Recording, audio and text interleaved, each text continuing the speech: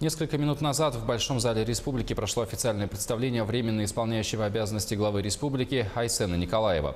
Полпред президента России на Дальнем Востоке Юрий Трутнев, представляя нового руководителя, отметил, что энергия и целеустремленность Айсена Сергеевича пойдут на пользу региону. Трутнев также подарил ему профессиональный компас со словами «напутствие» – не сбиваться с выбранного пути. В свою очередь Айсен Николаев отметил, что будет работать с полной отдачей, чтобы оправдать высокое доверие, оказанное им президентом страны. Свою цель он видит в консолидации общества Якутии. Якутия может стать одним из лидирующих регионов, уверен Николаев. Для этого у республики есть все данные.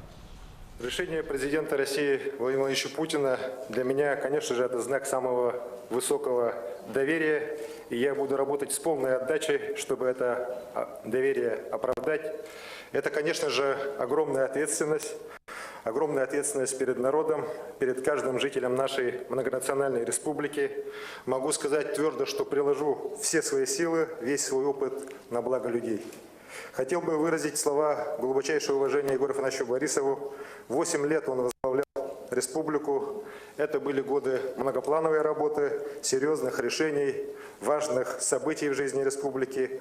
Уверен, что опыт и профессионализм Егора Афанасьевича и будут и дальше востребованы для дальнейшего развития нашей Якутии. Сегодня глава государства ставит принципиально новые цели развития всей страны. Большая ответственность возложена на регионы. Именно мы отвечаем за улучшение жизни людей, за качественные изменения в экономике и социальной сфере. Якутия всегда была, есть и будет частью нашей великой России. Мы многое можем и многое должны делать для успеха всей нашей страны.